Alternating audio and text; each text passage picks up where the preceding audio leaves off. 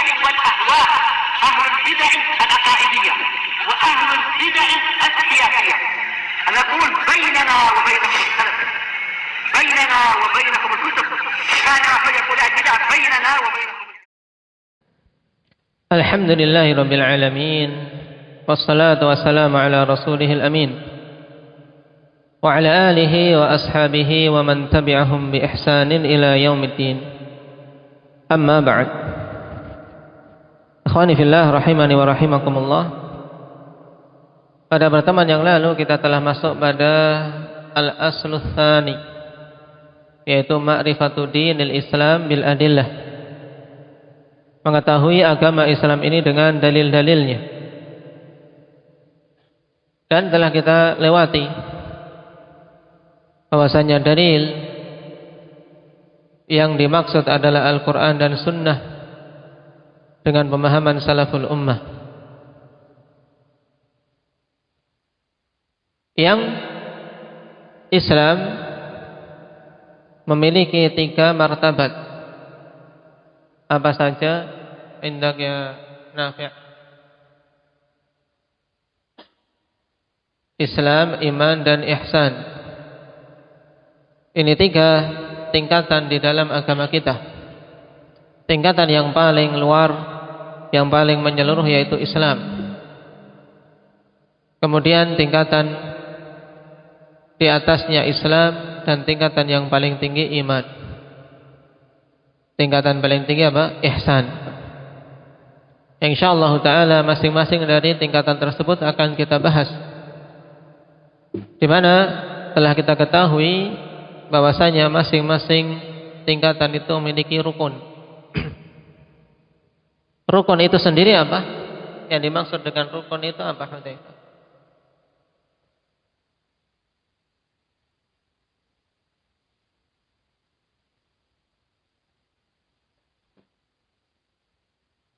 Nah, yaitu segala sesuatu yang suatu perkara bergantung padanya dan perkara itu masuk di dalam bagian perkara itu. Ini secara istilah, dan secara bahasa jelas namanya rukun adalah bagian paling kuat. Bagian paling kuat dari suatu perkara. Satu bangunan yang kokoh, rukunnya ya bagian pilar-pilarnya yang menyangga dengan kuat. Dan rukun Islam semuanya insyaallah ta'ala telah mengetahui secara global, yaitu ada 5. Dan kemarin kita mengawali dari rukun yang pertama, yaitu syahadatu an la ilaha illallah wa anna muhammadar rasulullah. 2 kalimah syahadat. Kenapa 2 kalimah syahadat ini dijadikan dalam satu rukun? Indak Aba Mujahid.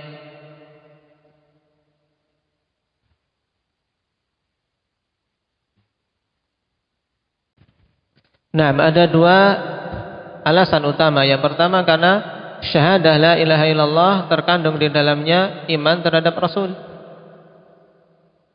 Karena tidak bisa seorang mempersaksikan tentang Allah secara benar kalau dia tidak mengimani utusan yang Allah Subhanahu wa ta'ala utus. Kemudian yang kedua, dikarenakan sahnya ibadah dibangun di atas perwujudan 2 perkara itu. Perwujudan la ilaha illallah yang berupa ikhlas, dan perwujudan persaksian Muhammadur Rasulullah yang berupa ittiba'. Nah, sekarang dalilnya apa? Untuk rukun yang pertama ini, fadalilus syahadah, kata Syekh Muhammad bin Abdul Wahhab rahimahullahu ta'ala, fadalilus syahadati qauluhu ta'ala syahidallahu annahu la ilaha illahu wal malaikatu wa ulul ilmi qa'iman bil qist la ilaha illa huwal azizul hakim.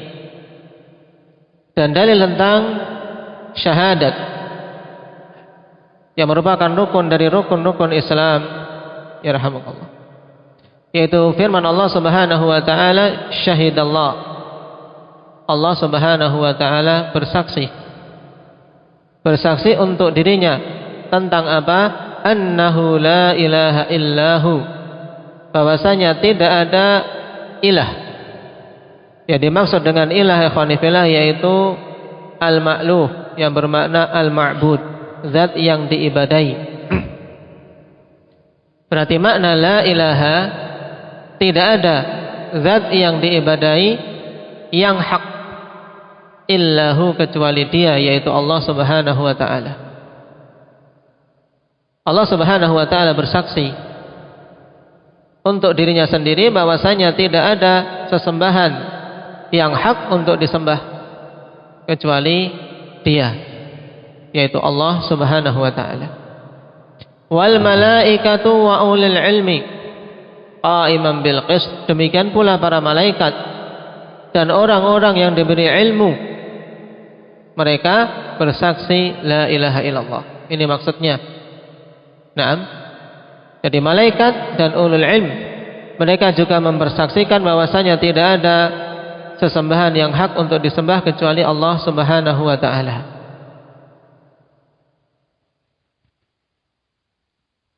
Qaiman bil qist, yang ulul ilmi tersebut tegak dengan keadilan. Karena al-qistu maksudnya adalah al-adl. Dalam ayat ini Allah Subhanahu wa taala mempersaksikan tentang keesaannya, bahwasanya tidak ada yang berhak untuk diibadai kecuali Allah Subhanahu wa taala. Demikian pula Allah kabarkan bahwasanya para malaikat mempersaksikan hal tersebut dan para ulama mempersaksikan hal tersebut. Selain menunjukkan tentang rukun yang pertama, yaitu rukun syahadat la ilaha illallah Muhammadur Rasulullah, juga pada ayat ini ikhwanifillah terkandung penetapan keutamaan para ulama, di mana Allah Subhanahu wa taala gandengkan para ulama dengan para malaikat untuk mempersaksikan perkara yang paling mulia, yaitu perkara la ilaha illallah. Kemudian Allah Subhanahu wa taala katakan la ilaha illa huwal azizul hakim.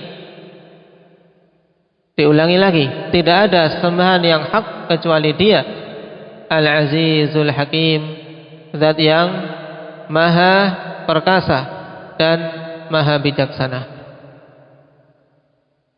Digandengkan antara al-aziz dan al-hakim, padanya faedah yang banyak ikhwanifillah. Di antara yang sangat jelas yaitu bahwasanya penggandengan tersebut untuk menunjukkan bahwasanya keperkasaan dan kekuatan Allah Subhanahu wa taala yang tidak tertandingi tidaklah mengakibatkan Allah berbuat zalim. Berbeda dengan manusia. Manusia ketika memiliki kekuatan, memiliki pasukan yang besar yang tidak tertandingi, banyak mereka berbuat zalim. Akan tapi Allah Subhanahu wa taala zat yang al-aziz sekaligus al-hakim, yang bijaksana. Jadi kekuatan yang maha dahsyat, keperkasaan yang tidak tertandingi, kekuasaan yang maha besar, tidaklah kemudian karena itu Allah Subhanahu wa taala berbuat zalim, berbuat curang dan seterusnya, tapi senantiasa berbuat di atas kebijaksanaan. Kenapa? Karena Allah adalah Al-Hakim. Dan ini yang wajib kita imani.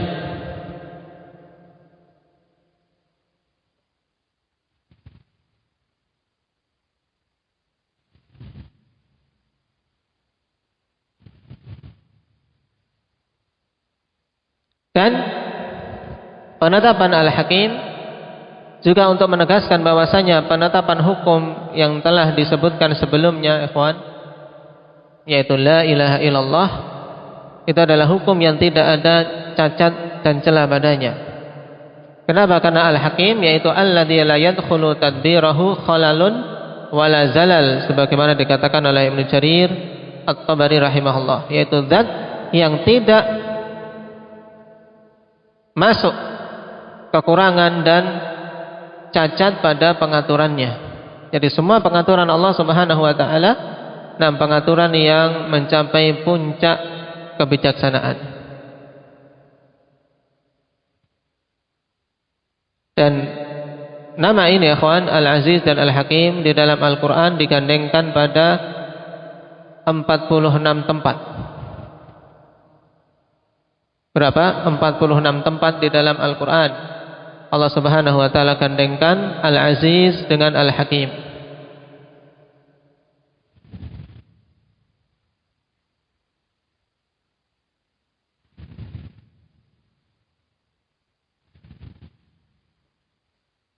Sekarang maknanya apa? Wa ma'naha la ma'buda bihaqqin illallah. La ilaha nafiyan jami'a ma yu'badu min dunillah illallah muthbitan al-ibadata lillahi wahdahu la syarika lah fi ibadatihi kama annahu la syarika lahu fi mulkih. Ini hal berikutnya yang wajib diilmui oleh setiap muslim, yaitu tentang makna la ilaha illallah. Makna la ilaha illallah dikatakan oleh Syekh rahimahullah, la ma'buda bihaqqin illallah. Tidak ada yang diibadai dengan hak kecuali Allah Subhanahu wa ta'ala. Ini yang harus diilmui.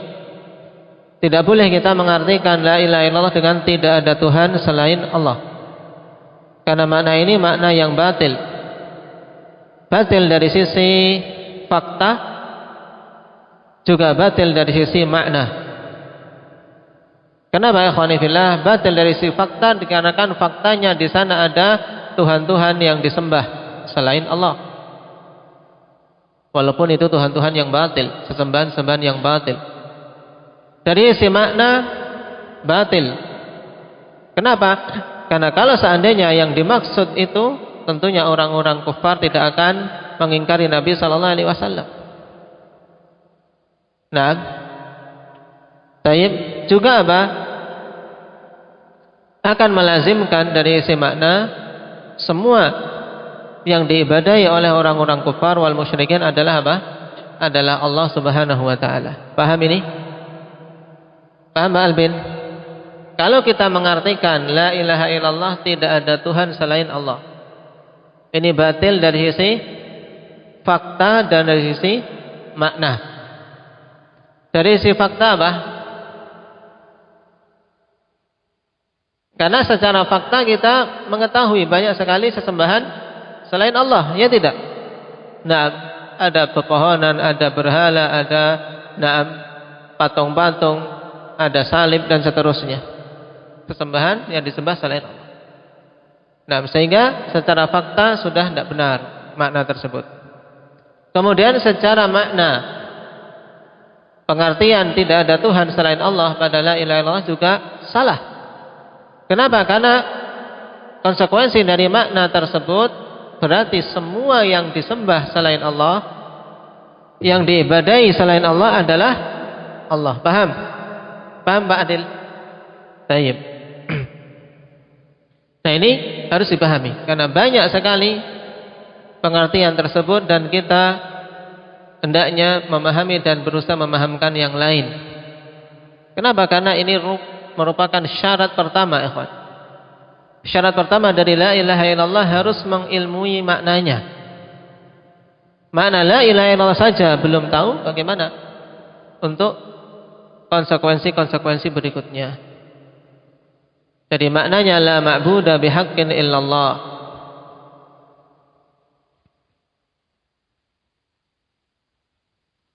Dan kenapa kita datangkan bihaqqin, padahal dalam kalimat tauhid la ilaha illallah saja. La ilaha illallah.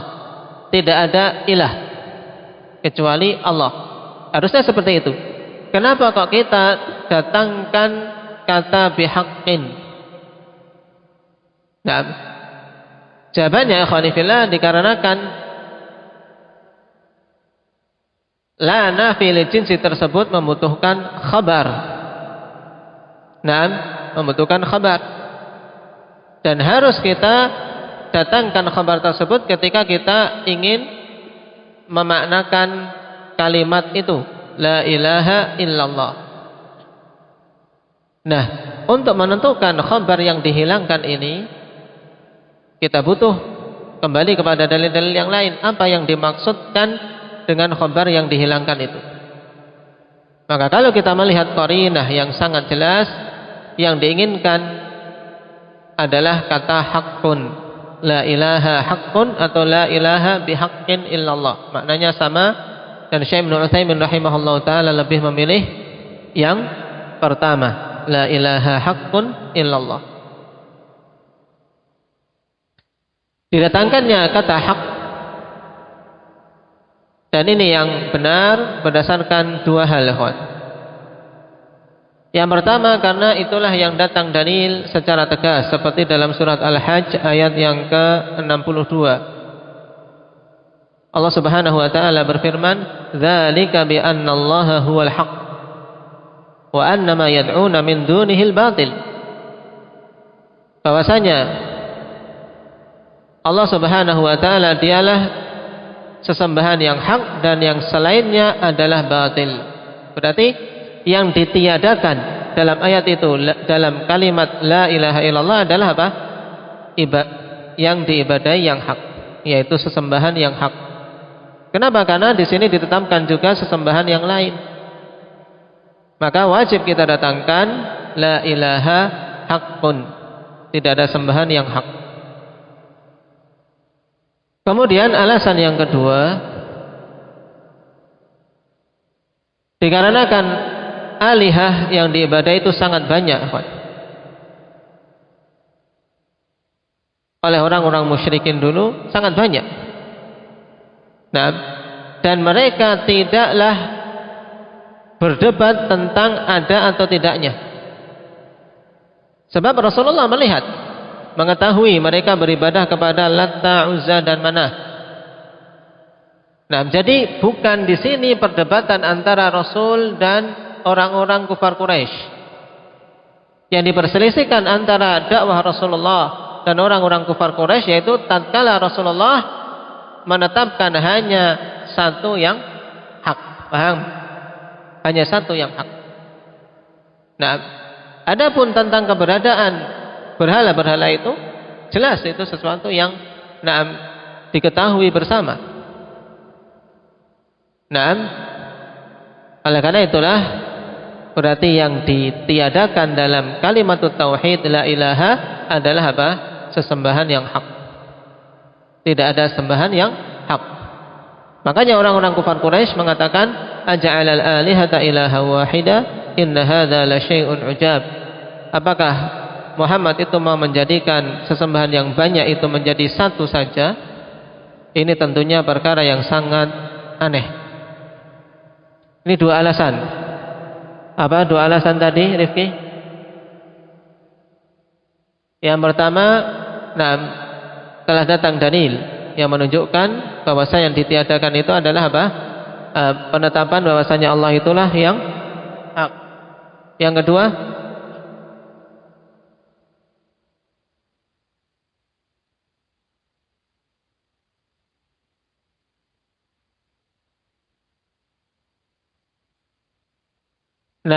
bahwasanya sesembahan-sembahan di zaman jahiliyah banyak, dan orang-orang musyrikin tidaklah berselisih dengan Rasul sallallahu alaihi wasallam tentang adanya, tapi yang mereka ingkari, mereka selisihi adalah tatkala Rasul hanya menyeru untuk beribadah kepada satu saja yang hak. Nah, jadi ini perkara yang dengannya sangat jelas bahwasanya yang diinginkan dengan kalimat la ilaha illallah adalah tidak ada sesembahan yang hak untuk diibadahi kecuali Allah Subhanahu wa taala. Makanya tadi makna yang banyak disebutkan oleh kebanyakan orang, tidak ada Tuhan selain Allah, ini harus betul-betul kita sudah memahami sisi kesalahannya. Nah, dan faedah tambahan ikhwan berhubungan dengan kalimat tauhid la ilaha illallah, disebutkan oleh Imam Az-Zarkashi rahimahullah bahwasanya kalimat la ilaha illallah ini memiliki kekhususan yang unik. Yang pertama, anna jami'a hurufiha jawfiyah. Semua huruf-huruf dari la ilaha illallah itu huruf jawfiyah. Huruf jawf itu huruf yang ada di rongga mulut kita. Makhrajnya di rongga mulut kita. Tidak ada satu huruf pun yang di bibir. Nah, tidak ada. Nah, semuanya huruf-huruf jawf. Nah, hubungannya dengan apa? Dengan lidah. Tidak ada hubungannya dengan bibir. Baik. Dikatakan oleh beliau lil isyarah ilal ityani biha min khalisi jawfi wa huwal qalb la minasyafatain. Untuk isyarat bahwasanya seorang mengucapkan la ilaha illallah itu hendaknya betul-betul dari apa? Dari hatinya. Betul-betul ikhlas dari hatinya, tidak hanya sekedar di bibir. Makanya tidak ada huruf la ilaha illallah itu, padahal la ilaha illallah huruf yang di bibir. Juga di sini faedah, untuk apa? Menunjukkan mudahnya mengucapkan itu. Sehingga ketika seorang bibirnya sudah tidak bisa bergerak pun, dia masih mampu mengucapkan la ilaha illallah. Makanya orang-orang yang sakit, yang parah ketika sakaratul maut, kondisi yang sangat berat menggerakkan bibir, dia masih mampu untuk mengucapkan la ilaha illallah seandainya diberi taufik oleh Allah Subhanahu wa taala. Ya, jadi tidak ada hubungannya dengan bibir. Siapa yang mengucapkan la ilaha illallah masih berhubungan dengan bibir, keliru berarti. Misalnya mengucapkan la ilaha illallah. Ya. Masih pakai bibir, keliru. Karena Allah, lafdzul jalalah Allah itu kan alif lam ha. Lam yang ditafkhim, lam yang ditebalkan, bukan wawu, ikhwan.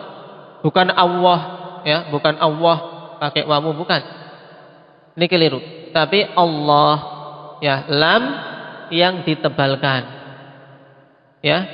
Ini dibetulkan yang masih menggunakan bibir ketika mengucapkan lafdzul jalalah Allah. Karena lafaz ini tidak ada hubungannya dengan bibir. Kemudian keunikan yang kedua, laisa fiha harfun mu'jam. Pada la ilaha illallah itu tidak ada satupun huruf yang bertitik. Antum cari ada titiknya enggak? Harfun mu'jam maksudnya huruf yang bertitik. Semuanya bersih dari apa? Dari titik. Ini isyarat ila tajarrud an kulli ma'budin siwallahi ta'ala, sebagai isyarat untuk membebaskan diri dari semua sesembahan-sembahan selain Allah. Ya, agar betul-betul bersih, tidak ada titik-titik, tidak ada kotorannya. Paham? Nah, ini dua keunikan yang disebutkan Imam Az-Zarkashi rahimahullahu ta'ala dalam makna la ilaha illallah. Hurufnya jawfiyah, tidak ada hubungannya dengan bibir. Kemudian hurufnya semuanya huruf mu'jamah, tidak ada titik padanya. Nah, isyarat untuk apa? Untuk betul-betul membersihkan diri dari semua sekutu-sekutu yang diibadai selain Allah Subhanahu wa ta'ala.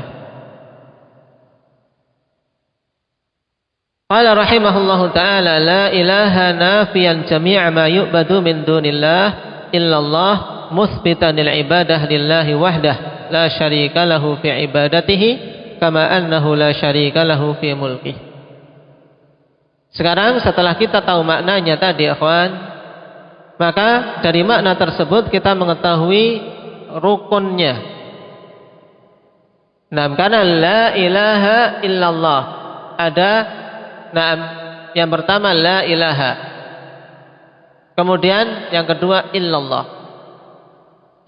Diambil dari sini bahwasanya la ilaha illallah memiliki dua rukun yang tidak boleh dipisah-pisahkan. Yang pertama, pada kata la ilaha,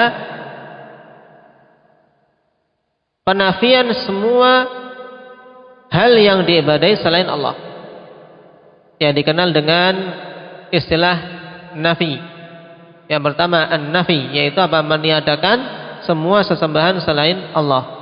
Diambil dari kata la ilaha ini, tidak ada ilah yang hak.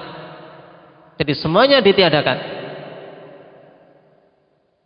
Kemudian rukun yang kedua al-itsbat, menetapkan. Diambil dari illallah. Setelah ditiadakan semua sesembahan yang hak, kemudian ditetapkan illallah, hanya Allah Subhanahu wa taala saja. Makanya dikatakan oleh Syekh di sini mutsbitanil ibadah lillah. Naam, menetapkan hanya untuk Allah Subhanahu wa taala saja peribadatan itu. Wahdahu la syarikalah, hanya Allah semata, tidak ada sekutu baginya fi ibadatihi, dalam peribadatan. Kama annahu laisa lahu syarikun fi mulki, sebagaimana tidak ada sekutu bagi Allah dalam kekuasaannya. Naam. Dan dikedepankan nafi daripada itsbat, ikhwani fillah.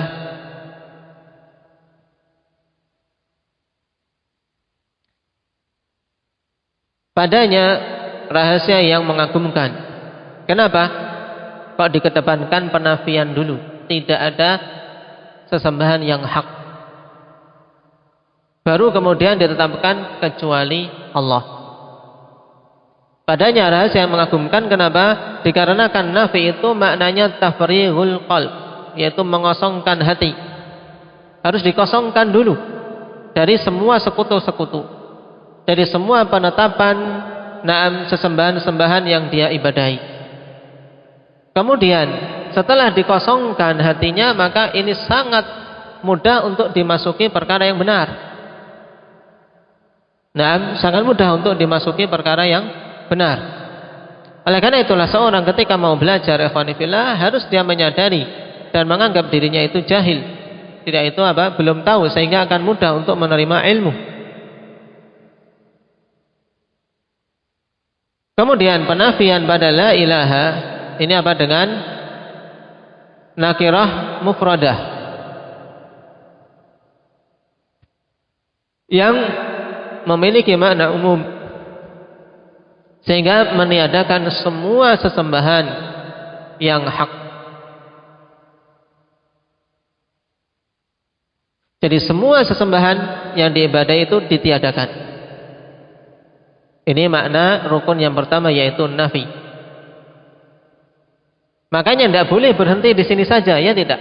Kalau seorang berhenti pada la ilaha, maka dia jadinya apa? Jadi orang-orang ateis. Orang-orang ateis berhenti pada la ilaha, tidak mengakui adanya apa?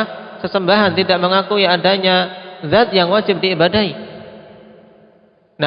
Makanya kedua rukun ini harus ada. Yang pertama nafi, meniadakan semua sembahan yang hak. Kemudian baru rukun yang kedua al-itsbat, yaitu menetapkan bahwasanya sesembahan yang hak untuk diibadahi itu adalah Allah Subhanahu wa taala semata.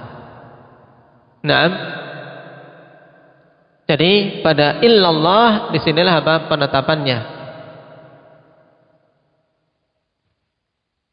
Dan digabungkan antara nafi dan itsbat ini untuk apa? Betul-betul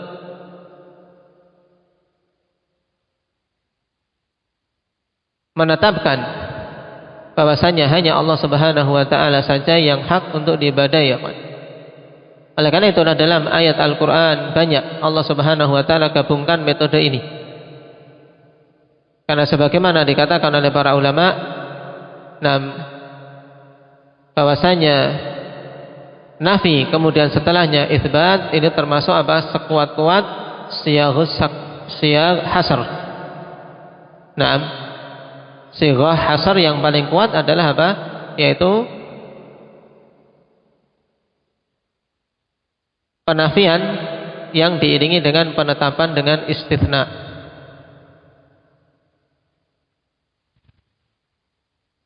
Ini bagi yang sudah mempelajari bahasa Arab akan bisa memahaminya. Bagaimana sisi balaghah yang betul-betul tinggi pada kalimat la ilaha illallah. yaitu penafian, kemudian diiringi setelahnya penetapan, menunjukkan bahwasanya hanya Allah Subhanahu wa taala saja yang hak untuk diibadahi.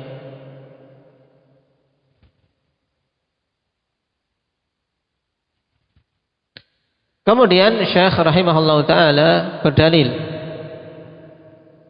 bahwasanya Allah itu zat yang pantas diibadahi satu-satunya dengan rububiyah Allah, kama annahu laisa lahu syarikun fi mulkih, sebagaimana Allah itu zat yang tidak memiliki sekutu dalam kekuasaannya, maka demikian pula kita wajib mengesahkan Allah dalam peribadatan. Nah, di sini bagus seorang muslim, seorang dai, seorang penuntut ilmu ketika ingin menjelaskan kepada manusia tentang suatu perkara yang diperselisihkan, untuk dia mengambil dalil dengan hal-hal yang telah disepakati, ya kawan. Antara Rasulullah sallallahu alaihi wasallam dan orang-orang kufar Quraisy sepakat bahwasanya Allah itu adalah zat yang maha pencipta. Allah yang memberi rezeki, Allah yang mengatur jagat raya ini. Orang-orang kufar Quraisy mengakui. Makanya dijadikan hal tersebut sebagai dalil untuk mengharuskan mereka beribadah pada Allah semata. Jika kalian mengakui Allah satu-satunya zat yang menciptakan jagat raya ini, yang berkuasa atas langit dan bumi, maka seharusnya dia juga satu-satunya yang berhak untuk diibadahi. Nah, ini diistilahkan dengan apa? Pendalilan dengan rububiyah, al-istidlal bi rububiyatillahi 'alal uluhiyah.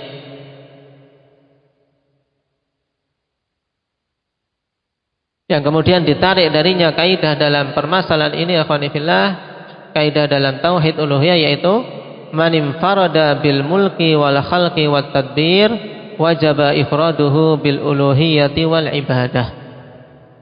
Ini hasilnya. Kaidahnya apa? Siapa saja yang esa dalam kekuasaannya, dalam penciptaan dan pengaturannya, maka dialah yang wajib untuk diesakan dalam uluhiyah dan ibadah. Kalau Allah itu satu-satunya zat yang menciptakan, maka berarti harus dia diesakan dalam peribadatan. Dan dalil-dalil tentang tetapnya kaidah ini sangat banyak. Naam, Allah Subhanahu wa taala celah orang-orang kufar Quraisy dan seluruh orang-orang kufar tatkala mereka mengakui Allah zat yang menciptakan dan mengatur, tapi mereka memberikan peribadatannya kepada selain Allah. Wala in sa'altahum man khalaqas samawati wal arda la yaqulunna Allah. Mereka ketika ditanya siapa yang menciptakan langit dan bumi, mereka mengatakan Allah Subhanahu wa taala. Ini menunjukkan mereka tidak konsisten dengan pengakuannya.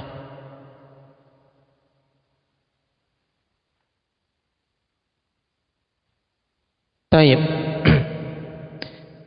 Berarti kita mengambil makna la ilaha illallah, kemudian rukunnya. Adapun syarat-syaratnya insyaallah kita ambil pada pertemuan yang akan datang. Barakallahu fiikum walhamdulillah.